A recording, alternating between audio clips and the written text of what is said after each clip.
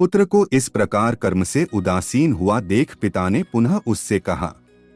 अग्निवेश्य बोले, बेटा, मैं तुमसे एक कथा कहता हूँ, उसे सुनो और उसके संपूर्ण तात्पर्य का अपने हृदय में निश्चय कर लेने के पश्चात तुम्हारी जैसी इच्छा हो वैसा करो।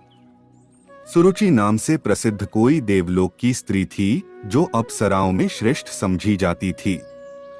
एक दिन वह मयूरों के झुंड से घिरे हुए हिमालय के एक शिखर पर बैठी थी। उसी समय उसने अंतरिक्ष में इंद्र के एक दूत को कहीं जाते देखा। उसे देखकर अप्सराओं में श्रेष्ठ महाभागा सुरुचि ने इस प्रकार पूछा, महाभाग देवदूत, आप कहाँ से आ रहे हैं और इस समय कहाँ जाएंगे? यह सब कृपा करके मुझे बताइए। देवदूत ने कहा, भद्रे, सुनो, जो वृत्तांत जैसे घटित हुआ है वह सब मैं तुम्हें विस्तार से बता रहा हूँ। सुंदर भौहों वाली सुंदरी। धर्मात्मा राजा अरिष्टनेमि अपने पुत्र को राज्य देकर स्वयं वितराग हो तपस्या के लिए वन में चले गए और अब गंधमादन पर्वत पर वे तपस्या कर रहे हैं। वहां वन में ज्यों ही उन्होंने दुस्तर तपस्या आरंभ की, त्यों ही देवराज इंद्र ने मुझे आदेश दिया, दूत, तुम यह विमान लेकर शीघ्र वहां जाओ। इस विमान में अप्सराओं के समुदाय को भी साथ ले लो। नाना प्रकार के वाद्य इसकी शोभा बढ़ाते रहें। गंधर्व, सिद्ध, यक्ष और किन्नर आदि से भी यह सुशोभित होना चाहिए। इसमें ताल, वेणु और मृदंग आदि भी रख लो।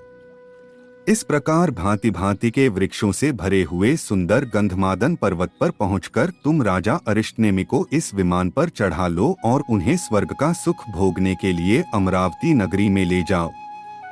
देवराज इंद्र की यह आज्ञा पाकर मैं सामग्रियों से संयुक्त विमान ले उस पर्वत पर गया। वहां पहुंचकर राजा अरिष्टनेमि के आश्रम पर गया। फिर मैंने देवराज इंद्र की सारी आज्ञा राजा से कह सुनाई। शुभे, वे मेरी बात सुनकर संदेह में पड़ गए और इस प्रकार बोले, देवदूत, मैं आपसे एक बात पूछना चाहता हूँ, आप मेरे इस प्रश्न का उत्तर दें। स्वर्ग में कौन कौन से गुण हैं और कौन कौन से दोष? आप मेरे सामने उनका सुस्पष्ट वर्णन कीजिए। स्वर्गलोक में रहने के गुण दोष को जानने के पश्चात मेरी जैसी रुचि होगी वैसा करूंगा। मैंने कहा, राजन, स्वर्गलोक में जीव अपने पुण्य की सामग्री के अनुसार उत्तम सुख का उपभोग करता है।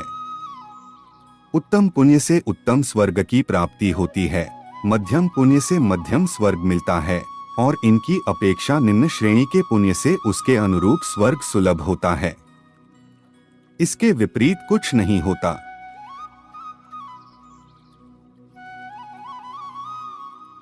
स्वर्ग में भी दूसरों को अपने से ऊंची स्थिति में देखकर लोगों के लिए उनका उत्कर्ष असह्य हो उठता है।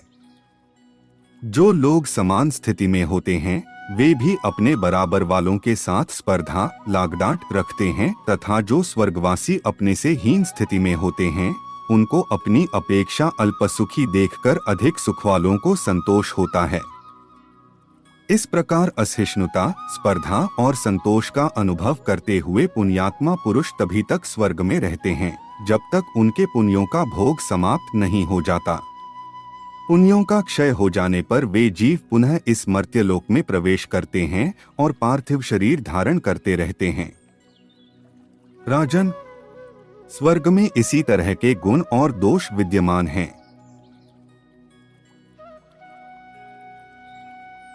भद्रे, मेरी यह बात सुनकर राजा ने इस प्रकार उत्तर दिया, देवदूत, जहां ऐसा फल प्राप्त होता है उस स्वर्गलोक में मैं नहीं जाना चाहता। आप इस विमान को लेकर जैसे आए थे वैसे ही देवराज इंद्र के पास चले जाइए। आपको नमस्कार है। भद्रे, जब राजा ने मुझसे ऐसी बात कही तब मैं इंद्र के समक्ष यह वृत्तांत निवेदन करने के लिए लौट गया। वहां जब मैंने सब बातें ज्यों की त्यों कह सुनाई तब देवराज इंद्र को महान आश्चर्य हुआ और वे स्निग्ध एवं मधुर वाणी में मुझसे पुनः बोले। इंद्र ने कहा, दूत, तुम फिर वहां जाओ और उस विरक्त राजा को आत्मज्ञान की प्राप्ति के लिए तत्वज्ञ महर्षि वाल्मीकि के आश्रम में ले जाओ। वह महर्षि वाल्मीकि से मेरा यह संदेश कह देना महामुने। इन विनयशील, वितराग तथा स्वर्ग की भी इच्छा न रखने वाले नरेश को आप तत्वज्ञान का उपदेश दीजिए।